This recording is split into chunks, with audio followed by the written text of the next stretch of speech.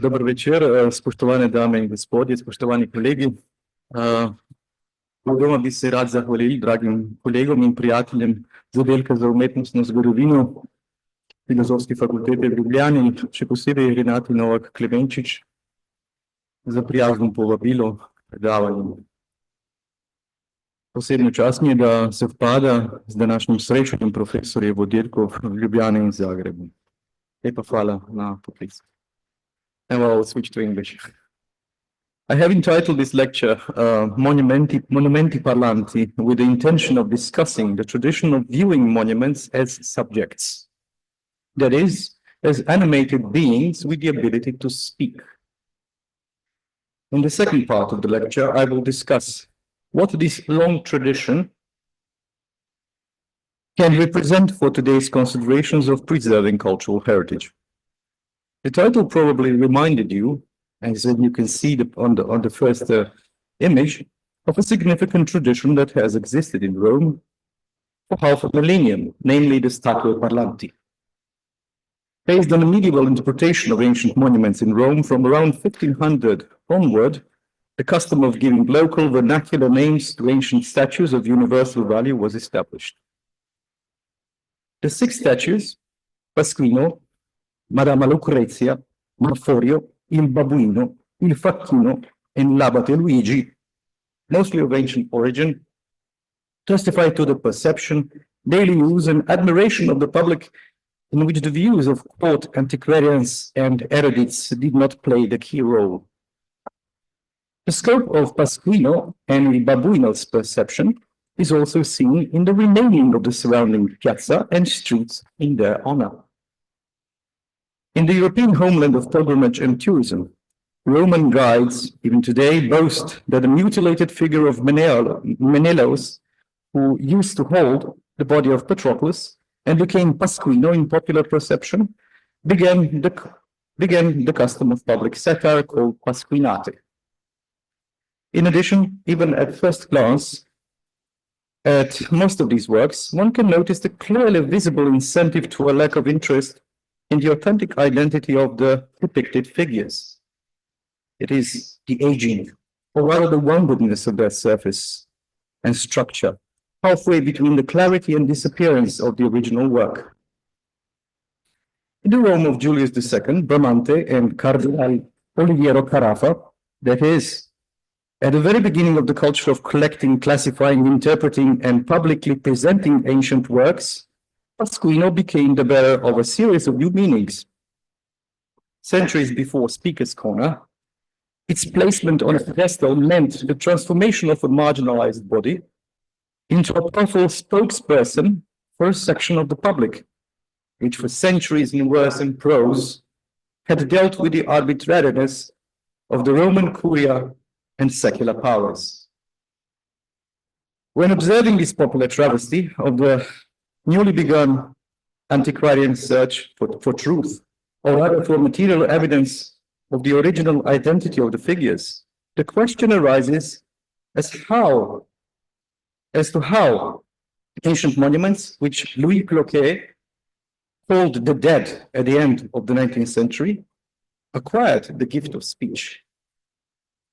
Given that the cliches of the globalized tourist market about monuments that tell their own story have become so prevalent, becoming a part of the collective unconscious, it is not surprising that there is not much scholarly research into the origins of the poetic, folk, or erudite attribution of human characteristics to seemingly inanimate objects. But, well, we should not be surprised that Vladimir Nabokov in 1951 rounded his own memory, or originally Mnemosyne, to speak about his life, attributing the human capacity for speech to mutilated ancient works suggests a fundamentally different problem. The origin of the dialogues between the living and the dead within the history of the perception and preservation of monuments, despite their multitude, is not so difficult to determine. This rich history points to the diversity of dialogues and their implied cultural purposes. Already in European antiquity, one can recognize the fundamental principles of the relationship between living observers and family-related or adopted deceased ancestors through the mediation of a monument accompanied by an image and/or explanatory inscription. In this sense, even in the perception of well-preserved or fragmented works, one can notice the establishment of a dialogue, accompanied by piety, mourning, admonition, or rapturous delight. These reactions became part of the definition of the term monumentum, originating from the verb moneo, which implies the actions of admonishing, prophesying, reminding, advising, warning, or teaching.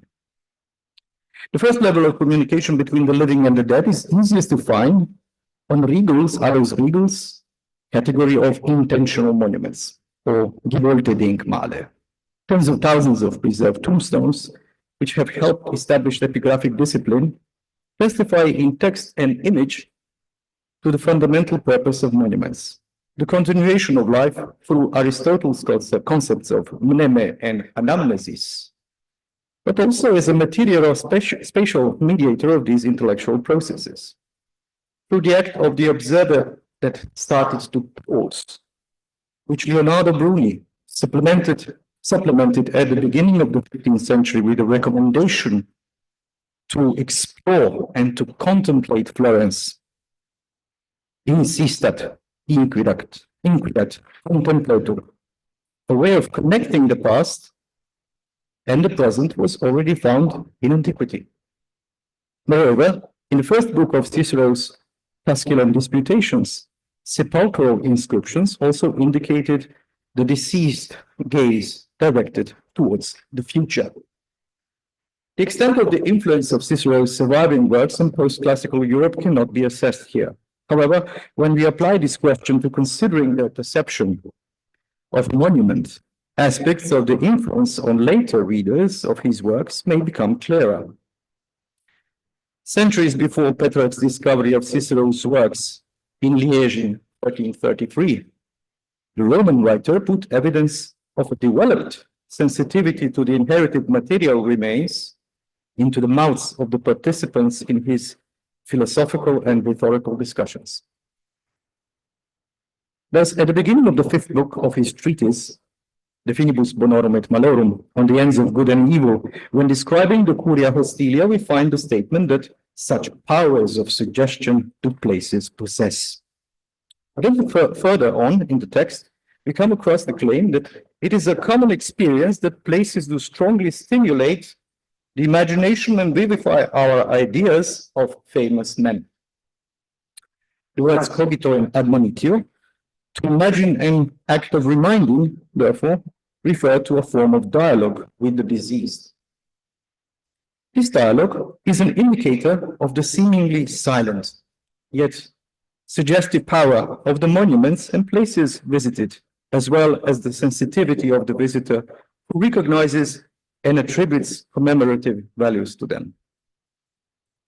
When he visited Athens, Cicero found no end to the suggestiveness of the city's monuments, including the tomb of Pericles. In the fifth book, On the Ends of Good and Evil, it is stated that wherever we go in that city, we found traces of history. In aliqua historia, vestigium ponimus. In the second book on the treatise, De Legibus, Titus Pomponius Atticus says, even in our beloved Athens, it is not so much the stately buildings and the exquisite works of ancient art which delight me as the recollection of its peerless men, where they each used to live, to sit, and to carry on their discussions, and I even love to gaze upon their tombs. When, however, Cicero visited the ruined Corinth, destroyed in 146 before Christ, on the orders of the Roman general Lucius Mummius, he experienced an effective reaction around 79 BC, demonstrating the difference between the perception of intact and violently destroyed works. In the third book of the aforementioned work, he wrote, and I myself was more concerned at the ruined walls of Corinth than the Corinthians themselves were. His minds, by frequent reflection on time, had become colors to such sights. Cicero's response to his visit to Corinth left a lasting testimony to the unease of visitors to a site with traces of human violence. We encounter such a visitor often in modern European history, especially in the 20th century. But already in the 5th century BC, we witness another phenomenon, a dialogue with the destroyed sacred space of Athens. In the famous oath of the Athenians of 479 BC, transmitted to us by Lycurgus, we read about their dealings with the destroyed Acropolis, as you can see in their oath. I will not reveal a single one of the shrines which the barbarians have burned and raided, but will allow them to remain for future generations as a memorial, hypomnema of the barbarians imperative. Until the time of Pericles, the destroyed Acropolis became, therefore, a testimony to the savagery of the invaders, but also as a bearer of the image of suffering and pride of the Athenians. It became a distance and dedicated space for remembering of sacrilege, with a specific eloquence. This eloquence manifested itself primarily in visual experience, with significant consequences for later readings of non-verbal monuments. Examples of the destroyed Corinth and the Athenian Acropolis can be seen as distant precursors of the humanist perception of the ruins of Rome. Some of its fundamental principles can be seen in the creation of complementary concepts, namely in the emergence of cult of historical and artistic values of monuments, the perception of texts on one side and images on the other, the relationship between mind and body, the permeation of reading and observing, and in effective and rational reactions to the state of conservation of monuments, both in the texts and in the tangible artifacts that carry the image. With the appearance of the Inclinatio Imperii, which led to the destruction and depopulation of Rome, and thus to the loss of knowledge as it was represented in the humanist perception, for many centuries, the dialogue we are dealing with gave way to devastating monologues and even soliloquies. However, as famously Panofsky noted and recognized, alternating processes of galvanization and exorcism on the body of antiquity in the medieval centuries. We can open up a new chapter in this discussion, which can be seen in the mid-12th century when the Guide to Ancient Monuments, Mirabilia Urbis Romae, was created. In this work, ancient monuments served as a visible stimuli for fictional interpretation, or rather for the dominance of fictional narratives over rational description. We could argue that this reflects a medieval state of mind.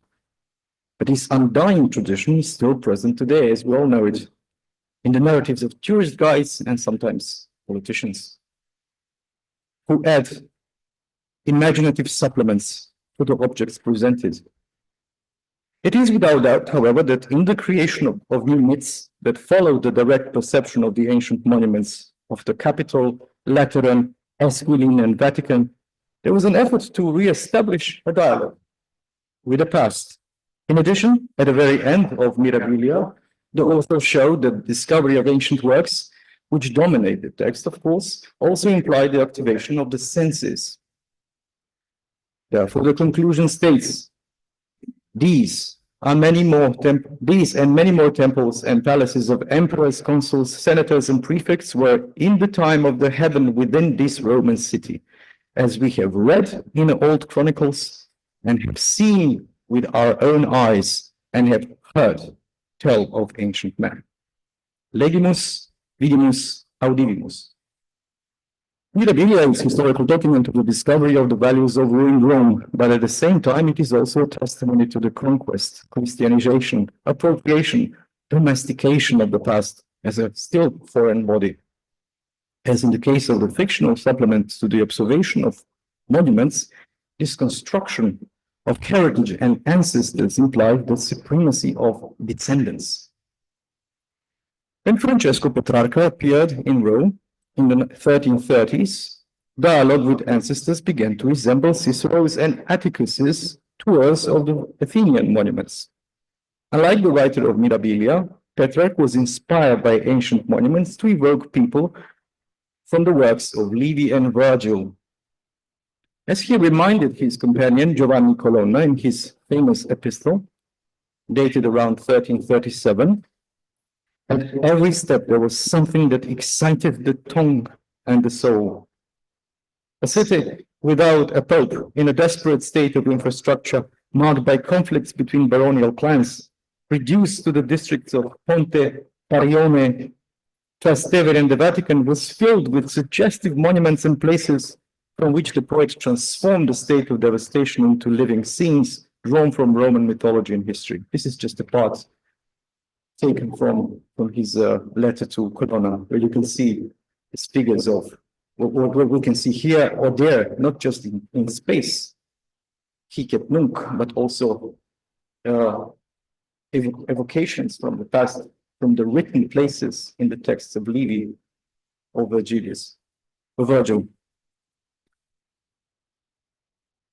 A few decades later, the cult of ancient ancestors, now called Maiores Nostri, along with the cult of monuments of their time, was transformed into a closer examination of the original ancient texts and artifacts. And for our discussion, it seems important to highlight several demands of the humanists of the early 15th century. First, the philological aspiration to locate authentic works, including the fragmented ones. Second, the insistence on direct eyewitness testimony called autopsia. The acceptance of the antiquarian. Third, the acceptance of the antiquarian imperative of Marcus Terentius Varro to study the past systematically and in all conceivable aspects. And fourth, to turn this new erudite and critical undertaking into a public affair. Centuries before Jung's appropriation of the term, the search for archetypes in the humanist project implied both what was legible and what was visible. Systematizing the chaos and enigmatic fragments of ancient Roman civilization entailed lamentations, protests, and philippics, as well as the beginnings of admiration for the vibrantly created fragments. In the dialogue that included the ancient creator or inventor and the Renaissance discoverer or repertor, as Polidoro Virgilio distinguished them in his 1499 work on discovery, the relationship between descendants and ancestors changed significantly because it was marked by descendants' universal respect. And as the best descendants, the Italian humanists and their antiquarian followers during the 15th century were content, more than content, I should say, with tireless searching, excavation, measuring, collecting, classifying, and publicly interpreting the displaying of monuments found, without the real need to interfere with ancient texts, statues, and architecture. The duality of interest in the readable and the visible can be traced back to Poggio Bracciolini, who became known as a book hunter, that is, a discoverer and copist of ancient texts in medieval monasteries of Europe, but also as one of the first collectors of ancient inscriptions and statues.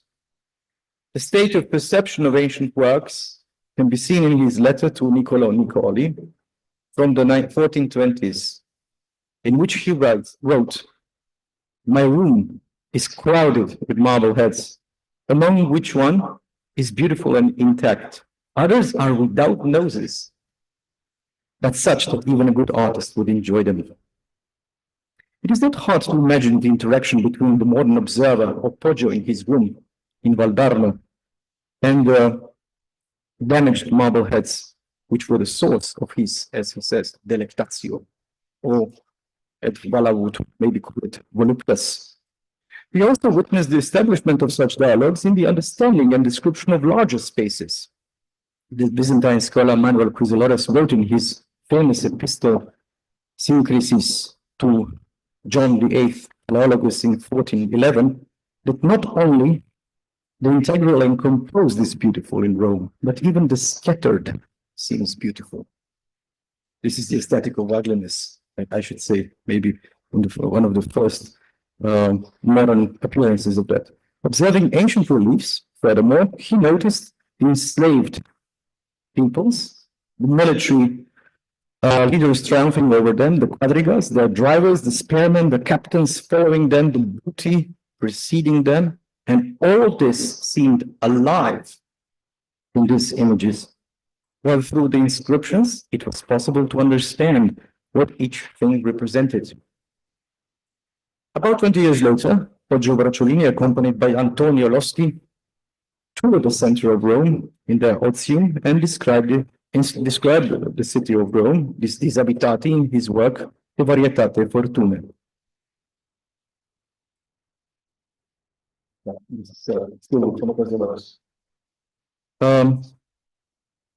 What Poggio noted is the following.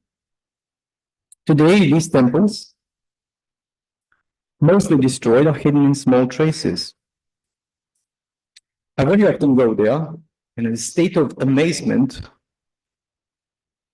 my mind returns to the times when the Senate's verdicts were pronounced there, and I imagine Lucius Crassus, Hortensius, or Cicero giving speeches.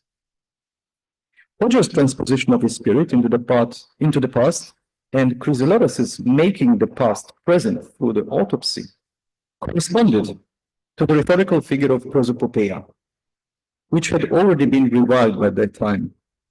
As Theodor Ernst Mommsen showed in 1952 already, Torek participated in the 14th century pictorial revival of this figure, preparing an iconographic program for the paintings of the Sala di Roro Illustrium in Padua, which is not preserved from that time, only partially.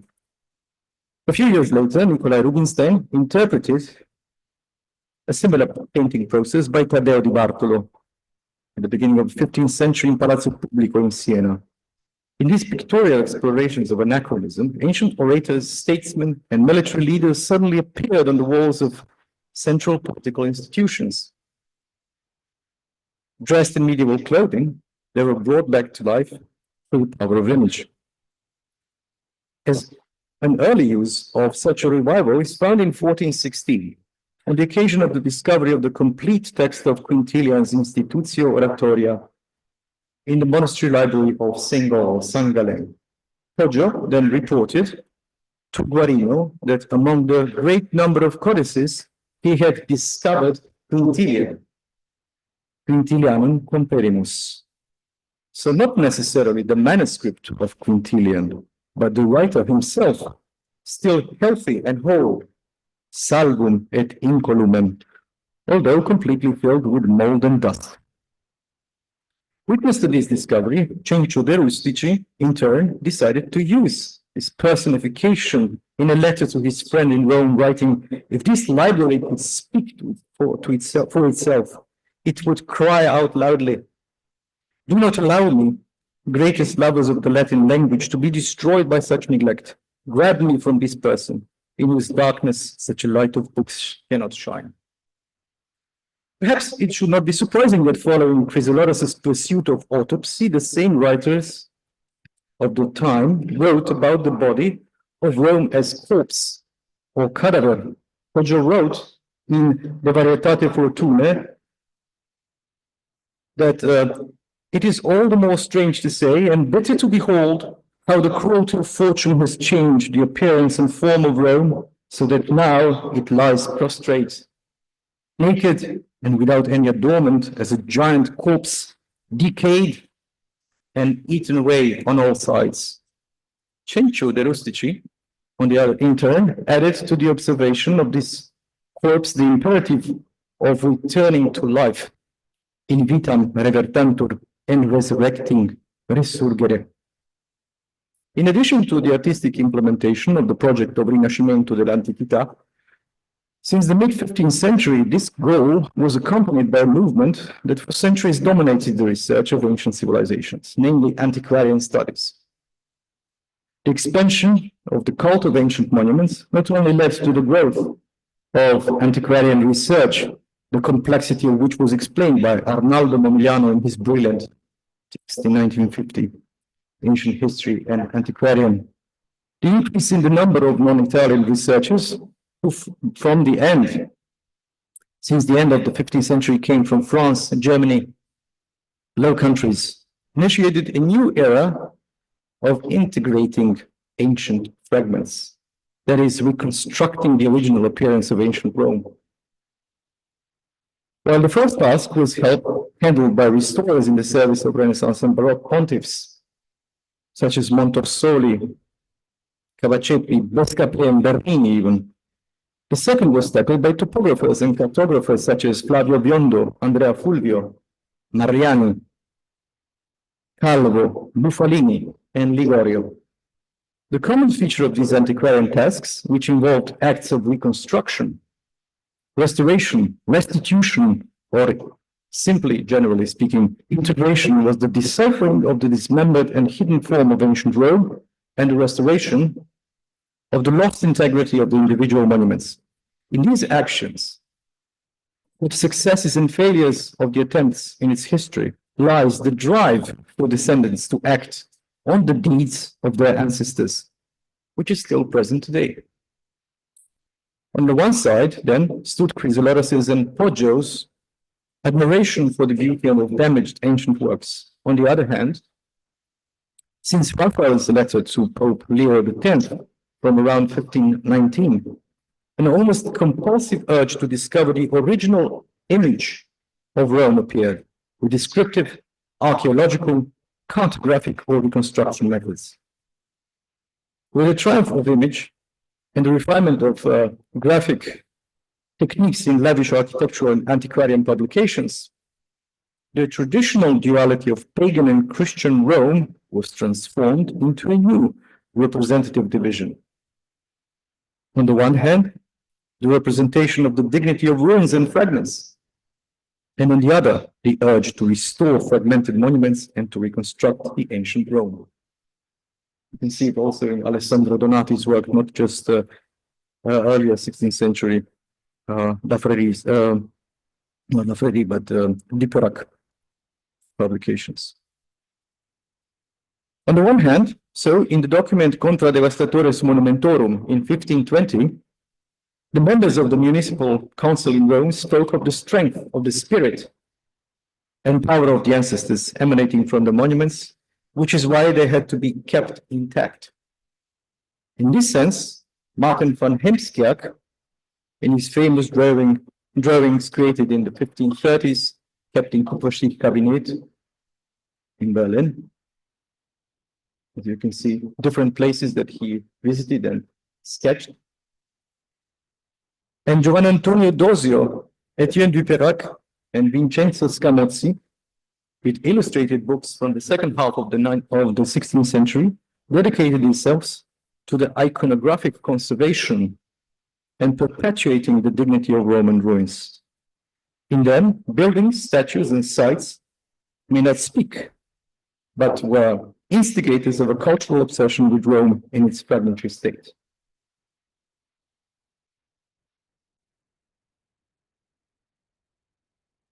We should say, looking at this picture, I think it is spectacles of ruins that have been attracted, that have attracted these people that also found their places on every, not just sketch, but also on the graphical depiction of individual ruin or the site. The other side was represented by architects and antiquarians, such as Sebastiano Serlio, Antonio Labacco, Pirro Ligorio, Onofrio Panvino, Hubert Colzius, Andrea Palladio, Alessandro Donati, Giovan Pietro Bellori, to name just few of them, of the great army of antiquarians and architects dealing with ancient Rome and ancient monuments, confronted images of fragmented Rome with representations of restored monuments and reconstructed totality of the ancient Caput Mundi. As far as I know, the differences in interpretative approaches between these groups during the dominance of antiquarian studies since the beginning of the 16th century until Winkelmann's time did not lead to a controversy such as that which erupted between historians and antiquarians in the late 17th and early 18th centuries about the superiority of material or textual evidences or Momigliano's original and derivative authorities. The decisions of Robert Wood, Julien Leroy, Robert Adam, and Giovanni Battista Piranesi to depict the ruins of Baalbek, of Athens, or Split, or Paestum in their sumptuous publications were more a matter of scholarly and artistic affinity than of inclination to dogmatism or hunger for polemics. Yet it was in what was probably the central publication at the time, Winkelmanns Geschichte der Kunst des Altertums, two approaches brought together in the restorative fusion of ancient sculptural fragment and modern addition, that Winkelmann calls the Ergänzung, were now to be clearly distinguished. After almost 2.5 centuries of routine and undisputed integrations, in Winkelmann's perception, the mutilated ancient work was supposed to preserve the dignity of the untouchable, we should call it also objet trouvé. Moreover, it had to preserve the dignity of the subject or witness of the passage of time, as well as the violence of men. Winkelmann's criticism of the restoration was accepted by later writers. As you may know, in 1797, Francesco Milizia stated in his Dizionario delle Belle Arti del Disegno that to lay hands on these works, the works of others, opere altrui, that have been altered by time, is to deform them, which is worse than destroying them. Antonio Canova joined this opinion, holding that even touching the Elgin marbles with a restoration chisel would be a sacrilege. Traces of distant dramatic events, to conclude, were thus aestheticized. However, this term was establishing the inviolability of consecrated ancient works was opposed in the second quarter of the 19th century by a propulsive movement of stylistic restorers that can be summed up in one monument, the Cathedral in Cologne, of transforming the fragment into an integral monument of the 19th century. If Paris was maybe the capital of the 19th century, this was perhaps the central place for stylistic restoration of the 19th century, along with many, many others. This propulsive movement of stylistic restorers now focused on the purification and integration of medieval or soon to become national monuments. As is known, publicly accepted restorers' interventionism of this time increasingly linked to the establishment of European nations, was met with condemnation from its very beginning.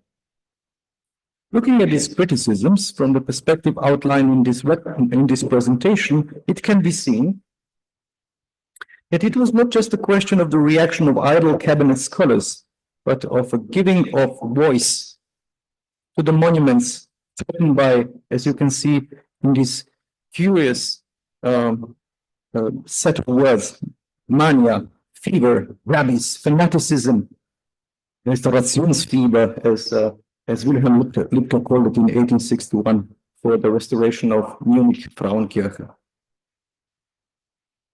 Although it was mostly about functional architectural monuments and not about ancient ruins, or dead monuments, as Cloquet would call it, with sculptural fragments from the past, the polemical anthropomorphization of monuments became livelier than ever before.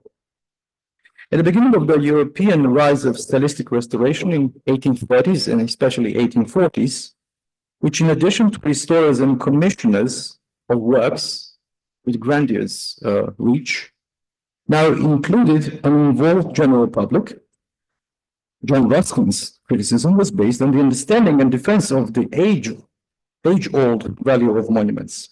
In his Lamp of Memory from 1849, Ruskin wrote that we can look at posterity as an audience, and that the greatest glory of a building is in its age, and in that deep sense of voicefulness, of stern watching, of mysterious sympathy, nay, even of approval of condemnation, which we feel in walls that have long been washed by the passing waves of humanity.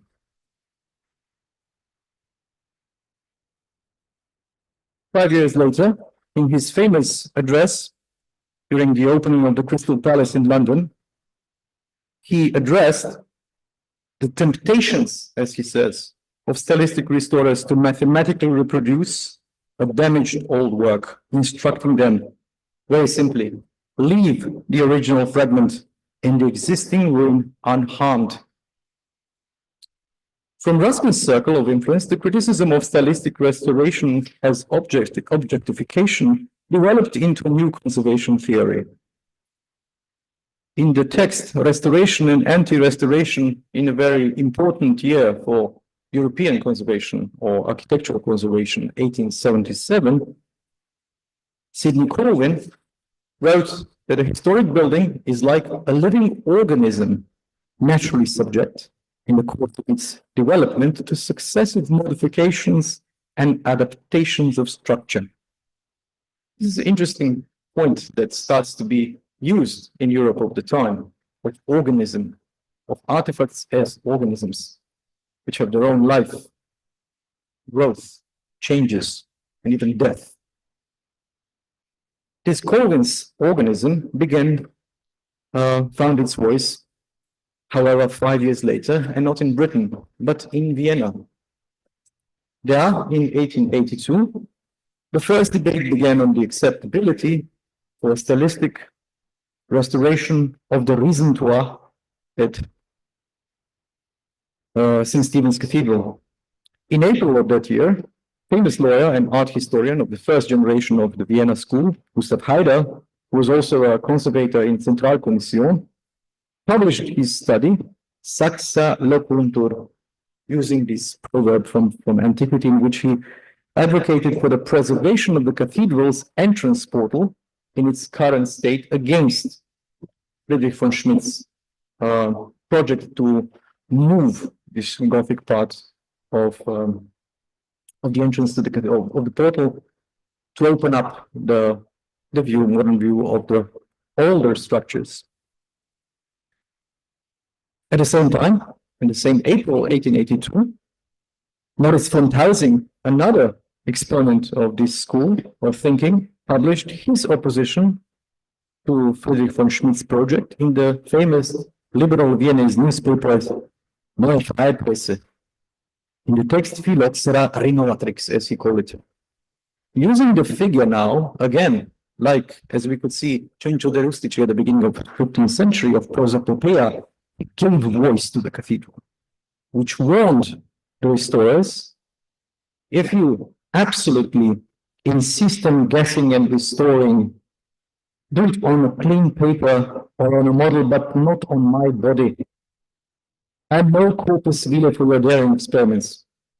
I hope it's not going to be controversial if I say that this is also in the 20th century the feminist argument, not on my body, and even today, I think. The aging structures of the cathedral, in their newfound gift of speech, made the following points.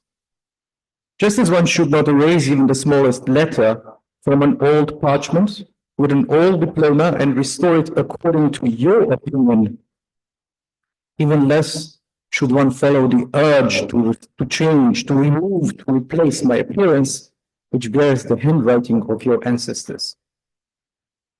The question is, who is the ancestor? No, it's not just, we can see two ancestors here. Those who created, not the first part of Vienna Cathedral, but also through time. The time became the subject also, and gave life to that. And the point to this argument can be seen in the next example, the same Viennese newspaper, where Dresden professor Cornelius Gurlitt published a study entitled On Restoration in 1903. Opposing stylistic restoration, he argued that the ruin is so powerful when it speaks to us. As you can see, spricht die Ruine so mächtig zu uns. It acts like a natural creation, as he continues, because much of it was not created by human will, but is an expression of a higher power against which man is helpless. We recognize the greatness of the artist for the greatness of a force that surpasses humanity, which is the greatness of time. This is the charm of the ruin. and it is recognizable only by the senses. This is why Riegel, the same year, talked about Alterswert as a popular value that everyone can understand. You don't have to go to school of art history to understand it. Considering the meaning of the concepts promoted by the advocates of the democratized conservation movement at the end of the 19th century, at the beginning of the 20th century, stretching from England of Ruskin and Morris through the German Empire of Clement, Vigio, and Gurlitt, Austria of Housing, Riegel and Dvořák, all the way to the Kingdom of Italy of Boito and Giovannoni, a number of questions may arise. In short, from Ruskin's condemnation of restoration as a lie in 1849 to the destruction, heavy destruction of the historic towns of Belgium, of northern France, and Galicia, starting in summer of 1914, the new advocates of abstinence essentially opposed, as I mentioned before, the objectification of heritage. Furthermore, the speech of the Thrones, the ones that became the protagonist of Ruskin's The Stones of Venice. This is I think, the hero of the book. Like the translation in Croatian, for example, of Notre Dame de Paris of Victor Hugo is Zvonar crkve Notre Dame, the hunchback, you know. But the protagonist is the church, is the cathedral. And this is what he meant in the first editions from 1930s.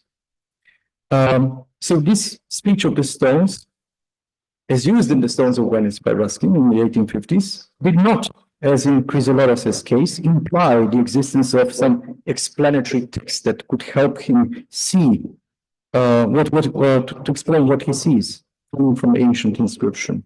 By expanding the concept of a monument, which again, since Ruskin's time, has been compared to geological phenomena and the state of the ecosystem in industrial England, or England of industrial revolution, it has gone beyond prohibiting one generation from intervening in an untouchable relic of the past. It was no longer a question of preserving monuments with textual or figurative contents, as was the case of ancient inscriptions or with Elgin marbles that we could see. Since Ruskin's times, walls that have long been washed by the passing waves of humanity came to the center of interest. They speak, I think, you know, in his texts.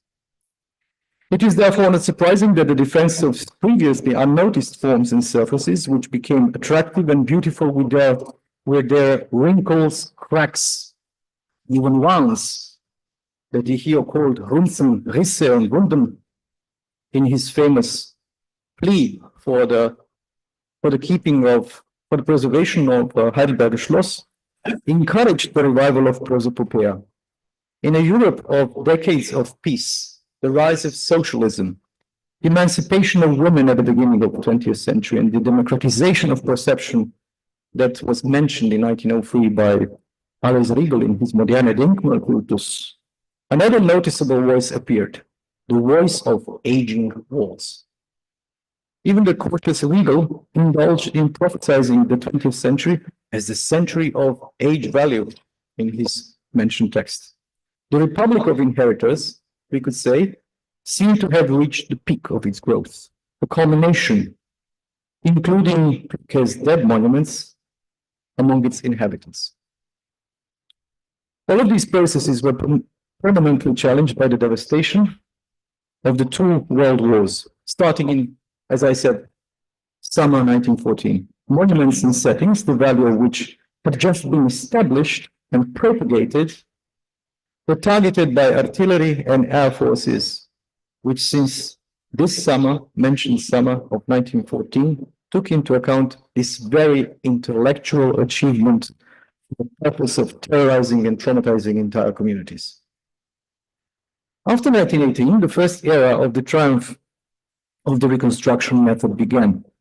It is understandable, given the places of trauma like Ypres, Louvain, Lyon, Dixmude, Reims, Arras, Lens were comprehensive and corresponded to the collective suffering of the urban population Furthermore, the traumatic events were not 200 or 1,000 years away from the observer, but only a few months. The hero's words about a deeply psychologically justified desire to preserve the ruins of the Heidelberg Castle 1901 no longer had any justification in the devastated historic towns of Belgium and France that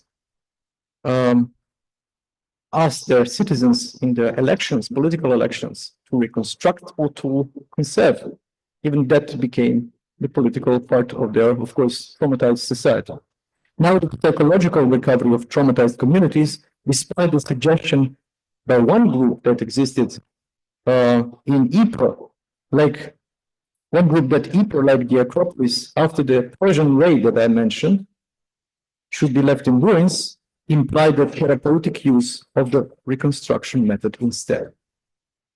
The activities of Pierre Paquet in, for example, in Arras and different other professionals, architects, conservators, reconstructive architects like Romans in Ypres between the two world wars, and of course, legendary Jan Zachvatowicz in Warsaw with Piotr Biegański and afterwards, Raczmirski in Malbork, Carlo Ceschi in Genoa, Ferdinando Forlati in Veneto with Piero Gazzola, Gisbulic, one human that lived in Florence and reconstructed the destroyed Ponte Santa Trinita in the late 50s. With all due respect to the pre-war conservation standards, all these reconstructive architects were exposed to radical revision of these conservation standards due to higher social goals. It is interesting that in the United States at the time, the reconstruction method was used as an instrument for constructing history. Through archaeological excavations, demolition of later structures, and reconstruction of buildings, the vanished colonial Williamsburg, as the residence of George Washington and Thomas Jefferson, was restored to its integrity during the 1920s and 30s. One of the people who were watching these processes was John D. Rockefeller Jr., who observed these reconstructed buildings and stated what a temptation it is to sit in silence and let the past speak to us of those great patriots whose voices once rang in these houses. Note the word temptation that we mentioned before in the polemics of Raskin against stylistic restorers. After the destruction of World War II, the newly created ruins in most European countries were sooner or later reconstructed. Who could object to that? Indeed. And that defeated Germany, where as early as 1945, Karl Jaspers lectured his Heidelberger students on the issue of German guilt. The ruins acquired the rhetorical value of reminding of the sins of the ancestors committed during the National Socialist tyranny. This is why war ruins were often left as warnings, and the Mahnmal of Dresden's Frauenkirche that appeared in one morning of the St. Valentine's Day in 1945, and that could be seen until early 90s, is a prime example of this, I think. Post-war German architects like Hans Dillgast, Fritz Steudner, Schwarz, and Brüm therefore added an ethical dimension to the traditional aesthetic understanding of ruins. The ruins obviously spoke. The wounds they represented were supposed to be a permanent reminder of the causes and consequences of the World War. To conclude, after 1989, in addition to the emergence of the Wolfgang Penn's Sehnsucht nach Geschichte, or longing for history, there was in the post-communist countries also a period of renunciation of the post-war part of history. Although some critics warned that the era of reconstruction that started in the 90s contained a very present destructive power. The collective impulses of democratic, I would call it also democratic retaliation against the historical testimonies created between 1945 and 1989 brought out the unquestionable triumph of reconstruction that was put in the urban centers, not just territorially, but in the focus of the societies, of the people living in these tortured cities and with reconstructed monuments. And Dresden is maybe the best example to that. Reconstructions is not just the conservation issue, it is a societal issue that also has very, very clear consequences in some political parts of life, of not just Saxony, but Germany, as we can see today. So what did all processes bring? A comfort for traumatized ethnic communities, perhaps, revived pride. Most certainly, I would agree. But following Alois Riegel's remark that the masses actually love what is passed off as new, as well as signs of the triumph of human creation over not just natural destruction, it should also be taken into account that the reconstructed urban scenographies after the fall of the Berlin Wall in the centers of Moscow, Dresden, Berlin, for example, also serve collective amnesia. That is the loss of the Brecht's effect. In today's societies of revived national sentiments, to which reconstruction efforts gave a strong boost, of the commodification of the spiritual values of monuments, of the removal of traces of war wounds that Wolfgang Pent also wrote about, of urbanization with unprecedented ecological consequences, of the imposition of invented narratives instead of carefully listening to the traces of the past, rounded and desecrated speaking monuments find it more difficult to obtain a suitable place and social role. This should not be surprising if you accept the arguments of a growing number of natural scientists, and recently by some of the leading European conservation theorists like Ingrid Schirmer, who published her book Fragiles Erde at the end of 2024, who advocate the concept of Anthropocene as an era of great acceleration starting in the 1950s, and in which humanity has become a planetary force of change. This change, we will probably agree, is increasingly destructive, objectifying both for nature and cultural heritage. Therefore, as a form of conclusion, I would ask, in such a long history of ideas that I wanted to present with you and share with you today, this body of knowledge can be continued to be ignored. In the near future, can we expect a rediscovery of the value of a fragment that traveled through time and faced a series of obstacles and resistances, and which left visible traces or scars on it, full of suggestive rhetoricity, can be preserved?